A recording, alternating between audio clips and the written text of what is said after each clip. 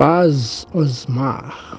Então, no vídeo passado, a gente iniciou o versículo 1, capítulo 1 de Gênesis, onde entendemos, que de fato foi Moisés que escreveu o livro de Gênesis. Ele escreveu, além de contar a história da redenção humana, que é o alvo de Deus para toda a humanidade, Moisés também queria que o povo entendesse as verdades, uma vez que eles ficaram presos 400 anos no Egito, sendo escravo, comendo todo tipo de porcaria, de ensinamento a respeito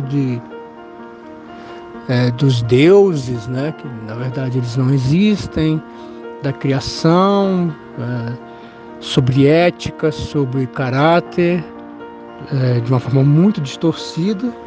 Moisés pega um povo que tem uma visão completamente equivocada e errada, e então ele fala de tudo, o porquê de tudo, para que as pessoas possam entender a verdade sobre o que de fato aconteceu desde o início, e principalmente para explicar por que Deus cobra isso ou cobra aquilo, por que Deus cobra caráter, por exemplo. Os outros deuses não cobravam caráter, e Yahweh cobra caráter. Por quê? Vai explicar no livro de Gênesis, vai explicar o porquê que o casamento tem que ser monogâmico, o porquê de certas leis. Então tudo isso você vai ter essas respostas através dos escritos de Moisés.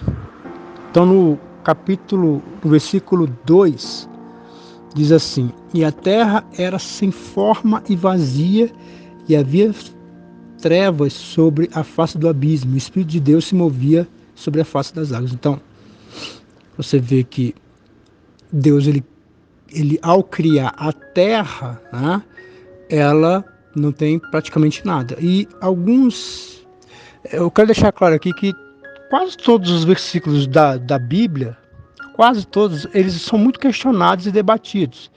Então aqui, por exemplo, no versículo 2, há um entendimento de alguns que de fato do versículo 1 para o versículo 2 se passou milhões e milhões de anos.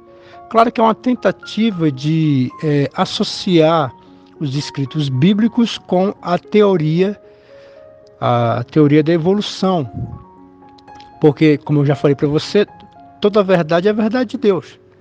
Então, é uma verdade, então é de Deus.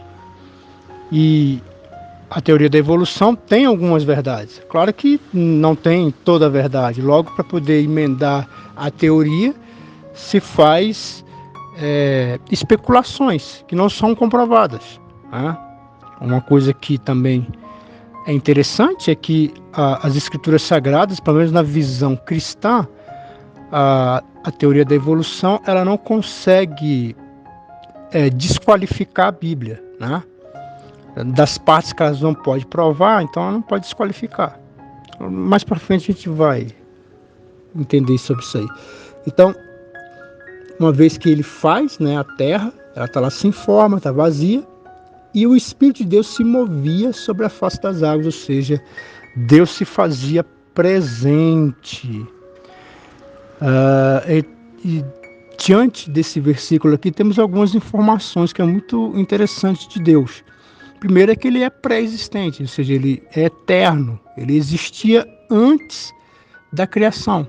E a criação, na verdade, é algo que ele faz. Então, logo, há uma diferença entre Deus e a criação que combate muito o panteísmo, como eu te falei na aula passada, onde as pessoas elas fazem essa confusão, que Deus é tudo é Deus e tal, ou então a terra é a alma de Deus e aí vai. Mas a verdade é que há uma distinção aqui, daquilo que Deus fez, daquilo que Deus é. E é por causa disso que a ciência se apoia nas suas teorias, é justamente porque quando Deus criou a terra, Deus fez leis, e essas leis elas são válidas eternamente. Por exemplo, a lei da gravidade nunca mudou. Então é por isso que a terra pode ser estudada. E é daí que nasce a ciência. A ciência nasce justamente do cristianismo. Porque o cristianismo, ele separou Deus da criação. Já nas culturas que antes tinham mais entendimento, elas não ousavam tocar na criação. Por quê? Porque tudo são os deuses, né? Caiu um trovão, é os deuses que estão enfurecidos, a colheita tá sendo farta, os deuses estão alegres, a colheita não está dando, né? É porque os deuses estão com raiva, então as pessoas não ousavam tocar na criação. Já o cristianismo, com o seu entendimento, ele separa isso. E é por isso que boa parte dos cientistas, eles eram cristãos, tá? Então, além desse versículo mostrar que Deus ele é pré-existente, ou seja, ele é eterno, não dá muitas explicações de Deus, não fala muito sobre, a Bíblia simplesmente te apresenta, né? Te apresenta Deus. Também ele mostra que ele é um ser pessoal que tem propósito, uma vez que ele pega essa massa que está sem forma e ele trabalha nela, ou seja, ele começa a trabalhar, então ele tem propósito. E com certeza também mostra que ele é o Todo-Poderoso. Outra coisa que eu quero deixar claro aqui para você é que, como eu falei, existem muitas perguntas e não dá para ficar apontando todas elas aqui, né? Até porque seria chato e fadonho ficar falando sobre isso. O que eu aconselho você é que quando você tiver dúvidas, você pode me perguntar, ou então você também tem que estudar. Por exemplo, há muita pergunta a respeito de quando Deus faz o mundo em 7 dias, ele está usando o quê? O calendário gregoriano, né? Ou outros calendários, né? O calendário sumério, por exemplo, que calendário ele está usando? E isso foi feito em 24 horas, tem algumas há várias, como eu falei, né?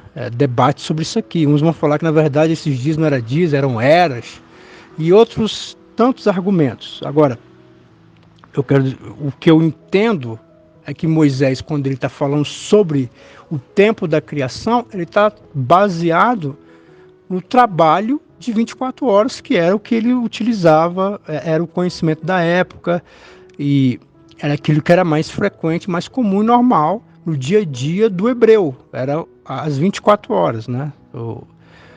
O povo hebreu, na verdade, ele começa o dia, na verdade, quando é 18 horas, né? 18 horas começa o dia. Nós aqui do Ocidente, nós na nossa cultura, o dia começa às 6 horas da manhã, né? Quando está clareando, né? Aí começa o dia. Para eles não, o dia começava à noite, começava às 18 horas e aí vai. Então quer dizer, o ponto que eu quero dizer para você é que, por que eu disse isso? Porque na verdade a criação ela vai poder partir desse princípio, né? Primeiro começa as trevas, depois vem a luz, que era o entendimento da época. Como eu falei para você, Deus ele respeita o entendimento da época, ele respeita a autoria dos autógrafos, ou seja, daqueles que escreveram a palavra de Deus. Então Deus respeitou a sua cultura, a forma com que eles atribuem as suas palavras. Quer dizer, isso mais para frente vai ficar mais claro, você vai entender. Então, outra coisa que é importantíssimo a entender aqui nesses relatos de Moisés é que tudo parte do observador. Então, o que Moisés está descrevendo aqui é a partir do olhar do observador, é como se fosse você olhando para a criação. A partir daí onde você está, você pega e olha como as coisas estão sendo criadas. Então é nessa perspectiva que não existe uma linguagem científica. Vou dar um exemplo para ficar claro. O Moisés, por exemplo, ele vai contar os morcegos como aves. Hoje nós sabemos que morcego não é uma ave, morcego é um mamífero. Porém, naquela época, o observador olhando, o morcego é uma ave, né? É partir do olhar do observador. Então, tudo que Moisés vai relatar aqui é nessa perspectiva, é do olhar do observador. No versículo 3, disse Deus, haja luz e houve luz, e viu Deus que era boa luz, e fez Deus separação entre a luz e as trevas. Deus chamou luz dia, e as trevas chamou noite, e foi a tarde e a manhã do primeiro dia. Então, haja luz, houve luz. Então aqui, aquilo que Deus fala tem que se cumprir. A palavra de Deus não volta vazia, né? Ele falou, vai acontecer. E existem também muitas perguntas a respeito de que luz é essa, porque uma vez que essas luzes aqui foram feitas, no quarto dia, se não me engano, é que vai entrar os luminares, o sol e tal, quer dizer. Então, como é que, que luz é essa aqui, né? Que luz se trata aqui? Bem, existem várias teorias, né? Como, por exemplo, o universo tem muitas luzes, né? Mas o que mais levamos a crer que luz seria essa, está lá no livro de Apocalipse. Vou ler para você aqui. Apocalipse, capítulo 20, ou é 21, nem estou lembrado, mas vamos ver aqui. Acho que é 20. Versículo 11, deixa eu ver se é isso aqui. Enviou um grande trono que estava sentado sobre ele. Não é isso aqui não. Então, acho que é o 21, versículo 11, então. E tinha a glória de Deus e a sua luz era semelhante a uma pedra preciosíssima, como a pedra de jaspe, como um cristal resplandecente. Então, é esse aqui. Provavelmente essa luz aqui é a própria luz de Deus. Uma vez que nós estamos falando aqui de um ser espiritual que faz com que a sua luz se torne agora literal. Ele traz a existência à luz na matéria. Então, ele tira essa luz ele permite que essa luz espiritual, que é onde Deus habita, no mundo espiritual, ela passa a ser física. E aí está iluminando tudo, né? Iluminando todo aquele momento em que ele estava criando, né? Que é algo esplendoroso. E sabe o que é o mais interessante, Osmar? É que no segundo livro de Coríntios, capítulo 4, versículo 6, diz uma coisa interessante. 2 Coríntios 4, versículo 6. Diz assim: porque Deus que disse que das trevas resplandecesse a luz, e quem resplandeceu no nosso coração para a iluminação do conhecimento da glória de Deus na face de Jesus Cristo. Então aqui a primeira coisa que você vê é que o apóstolo ele cita esse versículo para dizer que esse mesmo milagre que das trevas trouxe a luz, que é algo tão assim fabuloso, quer dizer, tão magnífico, ele traz essa mesma expressão para o convertimento, para esse milagre do convertimento, quando Deus ele traz a luz do evangelho no coração cheio de trevas do homem. Então o apóstolo faz a comparação aqui, mas aqui tem algo que é muito importante que você entendeu, Osmar, muito importante. É que os apóstolos, quando eles citavam o Velho Testamento, quando você vai ver muito no livro de Mateus, por exemplo, ele cita demais, para fazer a junção de que Cristo é o Messias. Mateus ele pega as profecias do Velho Testamento para provar que Jesus de fato é o Messias. Só que preste atenção, o apóstolo Paulo, quando ele faz essa citação aqui, ele não está citando exatamente o versículo. Ele não pegou o versículo lá e citou exatamente o versículo.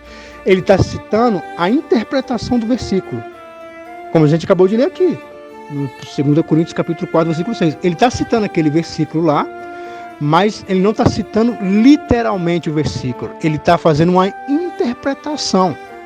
E os apóstolos podem fazer isso, porque eles têm autoridade, eles estão escrevendo, eles estão fazendo a transição do Velho Testamento para o Novo Testamento, e eles podem fazer interpretações. Eles podem. Quem não pode sou eu. Eu não posso pegar um versículo lá e fazer uma interpretação. Tem outros textos que isso acontece. Por exemplo, quando o apóstolo Paulo fala que Moisés ele colocou o véu porque estava a luz que Moisés estava emanando do seu rosto estava se apagando. Olha, você não vê nada disso lá no livro de Êxodo, quando conta essa história. Que ele diz que ele coloca o véu justamente para que as pessoas possam olhar para ele. Mas o apóstolo faz uma interpretação e diz, sabe por que ele colocou o véu? Porque a luz já estava se apagando. Quer dizer, então ele está fazendo uma interpretação daquilo que ele leu. Ele pode fazer isso. Também você vai ver, por exemplo, no livro de Mateus, falando que e ele será chamado Nazareno. Ora, mas aonde está escrito isso no Velho Testamento? Em lugar nenhum está escrito isso aí. É porque o apóstolo ele está fazendo uma interpretação daquilo que ele leu. Ele pode fazer isso. É claro que quando não tem muitos detalhes, a gente fica meio que sem saber qual que é o texto que ele usou para poder fazer essa interpretação. Por que eu estou dizendo isso para você? Porque tem muitas coisas que os apóstolos vão citar do Velho Testamento, que na verdade eles estão fazendo uma interpretação e eles podem porque eles têm autoridade para isso.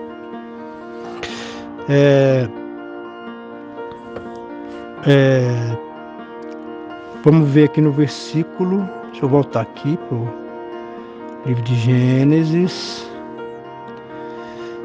Espera aí só um minutinho, vamos lá. E disse Deus, ajunte-se as águas debaixo dos céus num lugar, e apareça a porção seca, e assim foi. E chamou Deus a porção seca a terra, e o ajuntamento das águas chamou mares. E viu Deus que era bom. Então, aqui é interessante, porque o que ele está descrevendo aqui é a atmosfera da terra, quando ele fala aqui, ajunte-se as águas debaixo do céu num lugar, e apareça a porção seca. Não, quer dizer, peraí. E fez Deus, aqui ó, e disse Deus, haja luz, haja uma expansão, no versículo 6, haja uma expansão no meio das águas, e a separação entre águas e águas. E fez Deus a expansão, e fez separação entre águas que estavam debaixo da expansão e as águas que estavam sobre a expansão, e assim se foi. Então, o que ele está narrando aqui é a atmosfera. Nós também temos a água, que elas estão estão na terra, né? Mas também tem as águas de cima, que as nuvens. Então ele está falando aqui da atmosfera, a criação aqui da atmosfera. Então, mais uma vez, dizendo que se trata aqui do observador, como ele está observando as coisas, e diante da linguagem que ele tem. Águas de cima e águas embaixo. Mas na verdade aqui, o que está sendo relatado aqui é a composição da atmosfera. E disse Deus, ajunta-se as águas debaixo do céu num lugar e apareça a porção seca, ou seja, a terra e água começam a haver uma separação.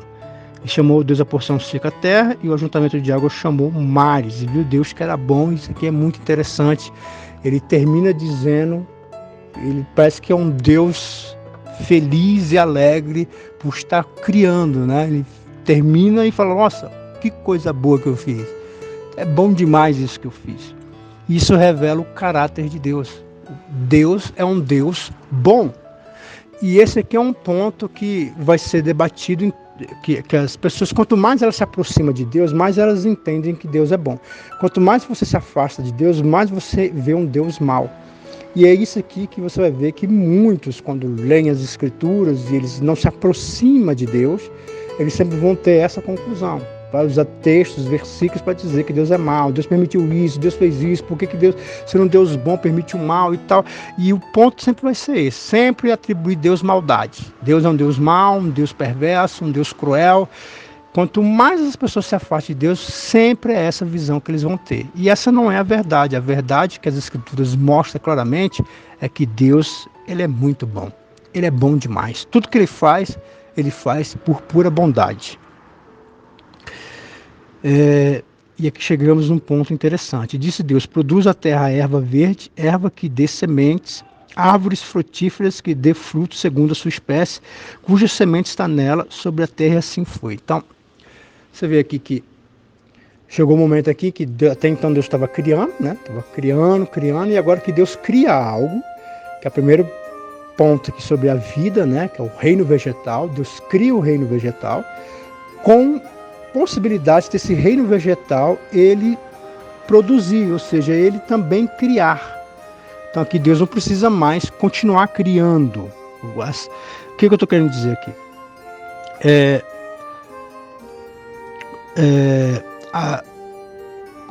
A terra é assim. Vamos imaginar aqui que Deus produziu, vamos produzir aqui na produção, Deus criou a uva, né? Tá lá, criou lá a árvore que produz uva, tá lá, né? Então Deus criou uva. ponto. Só que essa uva, ao ser colocada em outros ambientes, ela vai produzir um outro tipo de uva. Então vai criar segundo a sua espécie. Nós estamos falando aqui de algo que pode se adaptar. Essa é a explicação dos seres humanos, por exemplo, ter o japonês, ter o negro, ter o mestiço, o mameluco. É porque nós fomos criados, Deus criou Adão, só que Adão ele tinha capacidade de se reproduzir, assim como todos os animais, assim como as plantas. Isso significa o quê? A teoria da evolução ela traz dois argumentos, que primeiro é a macroevolução e a microevolução. O que é a macroevolução? Macroevolução é quando um animal ele se transforma ou se reproduz ou com as suas adaptações ele vai se tornar outro animal. Isso não tem como. Deus criou as coisas segundo a sua espécie. Então isso aí é impossível, não tem como. A macroevolução, ela não tem como acontecer. Mas a microevolução, o que é a microevolução? Que é justamente o que Darwin viu lá nas ilhas de Galápagos, né? Quando ele vê os textilhões, né? Ele vê justamente isso, são adaptações. Então, ele viu uma ave que tinha um bico menor, e ela era a mesma ave, só que com um bico menor, ou seja, ela se adaptou para se alimentar naquele ambiente que ele estava. Então, quer dizer, a microevolução, ela não tem nenhum problema aqui na Bíblia, porque as pessoas elas se adaptam. Eu vou dar um exemplo para você. Cachorro, né? Você está aí com... não sei se você tem... Se eu não me engano, a Claudinha tem cachorro, né? Eu vi umas postagens dela, ela tem um cachorrinho, né? Até bonitinho. Então, mas todo cachorro, ele é descendente de lobo. Todo cachorro é descendente de lobo. Mas o que aconteceu? Ele se adaptou. O lobo ele se adaptou e aí foi criando e foi acontecendo essa transformação. E você, por exemplo, quando eu tenho um pinche, né? Você tem um pinche, um cachorro bem pequenininho e na verdade aqui é descendente de lobo. Como pode, né? Tem praticamente nada a ver, mas é porque houve adaptação. Então, Deus cria os vegetais, Deus cria os animais, Deus cria o homem com o poder de se adaptar. E por causa disso, a gente tem essa variedade de espécies que é tão maravilhoso, né? Você quer ver como é tão maravilhoso? Você vai no zoológico, por exemplo, vai visitar o zoológico, o que você vê lá? Você vê todo mundo olhando para os animais, né? É impressionante, você olha, as pessoas ficam boquiaberta, com os olhos brilhando, porque uma coisa é eu ver cachorro, né? Cachorro a gente vê todo dia, a gente está acostumado. Outra coisa é você vê uma cobra, por exemplo, né? Passando uma cobra, você olha, você fica admirado, você olha um morcego, a criação ela enche os olhos, né? Quando você vê, por exemplo, no Face, no Instagram, né? Quantas pessoas gostam de tirar foto com a criação, né? O pôr do sol, as árvores, né? Porque realmente é maravilhoso, é lindo e tudo isso é criado por esse Deus que é tão bom. Deus é bom demais. Então, no livro 2 Pedro, capítulo 3, versículo 5. Olha que interessante. 2 Pedro, deixa eu colocar aqui. 2 Pedro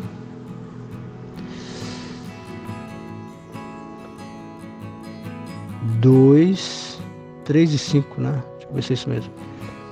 Espera aí. Deixa eu ver se é isso aqui mesmo. 2 Pedro 3, 5. Né? Deixa eu consertar aqui. Capítulo 3, versículo 5.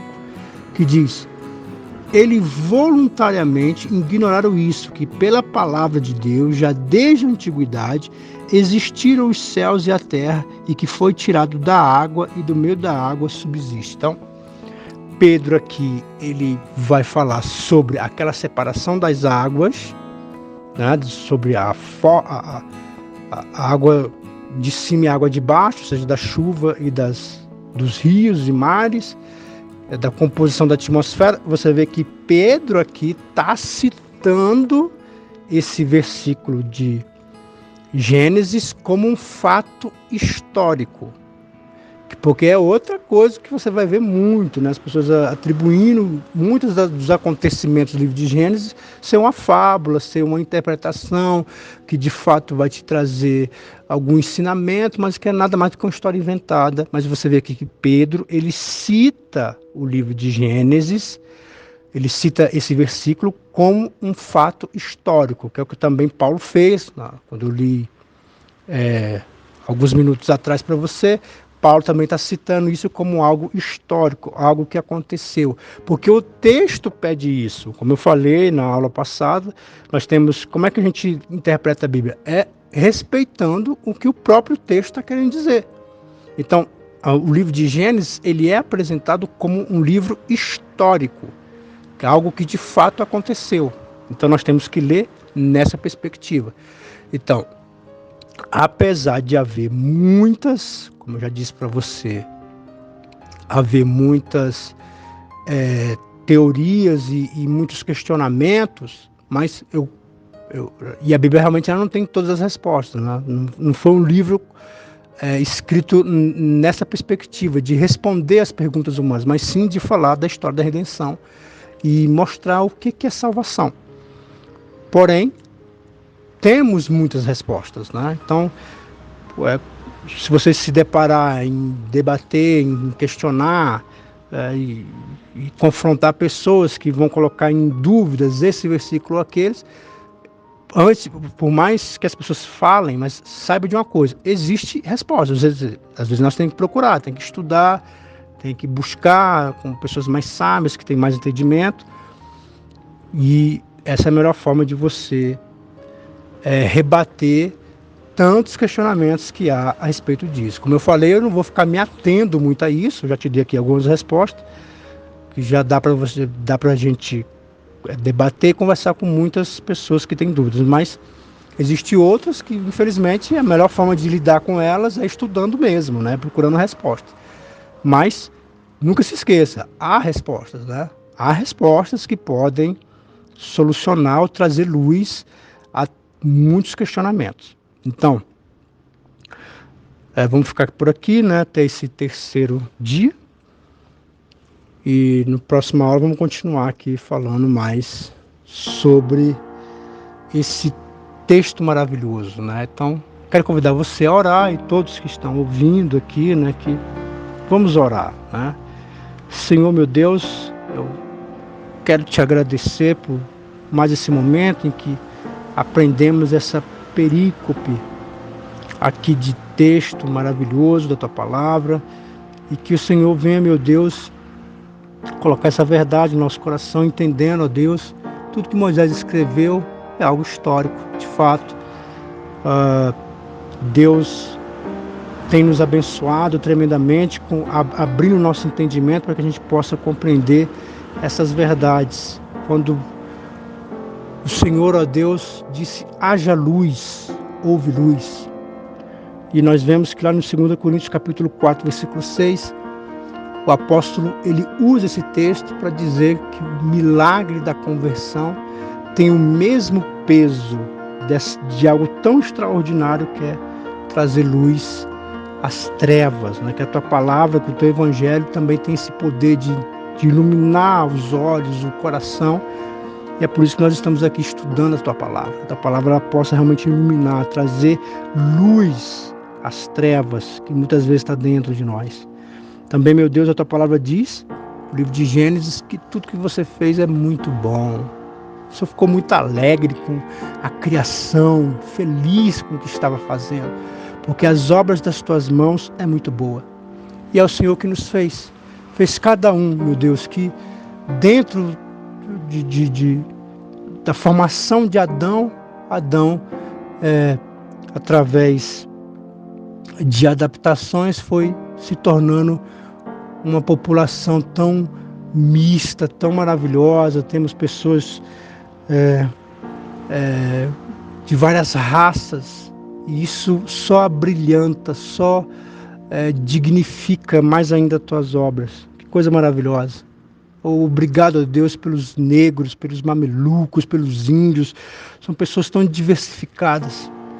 Isso mostra quanto o Senhor é bom, né?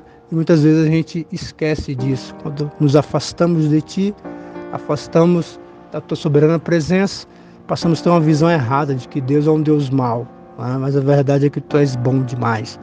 Então, as Tuas mãos me fizeram, e eu sou prova da Tua bondade. As Tuas mãos fez o Osmar é prova da Tua bondade. A Claudinha e tantas pessoas, meu Deus, as pessoas que estão nos ouvindo, é a prova da Sua bondade. Tudo que o Senhor faz é muito bom. Ajuda-nos, ó Deus, a ter essa visão, a entender isso, de que nós somos frutos da Tua bondade. E que Deus, quando a gente coloca as nossas causas nas Tuas mãos, ó Pai, nas Tuas mãos maravilhosas, vai terminar muito bem. Por mais que muitas vezes não pareça, por mais que muitas vezes situações elas se tornam sufocantes, terríveis, desesperadoras, mas se está nas Tuas mãos, tão logo vai terminar bem. Eu quero te pedir que essa mãe que coloca o filho na Tua presença, entrega o filho nas Tuas mãos, ó Deus, toma conta do meu filho, toma conta do meu marido, da minha esposa, está entregando nas mãos certas, porque vai terminar de uma forma muito boa. Meu Deus, que essa seja a verdade no meu coração e no coração de todos aqueles que estão ouvindo, de que Deus, de fato, só faz coisas boas, e tudo aquilo que está nas mãos dele vai ter um fim bem maravilhoso. Nos abençoe e nos guarda, para a Tua honra e para a Tua glória. Amém.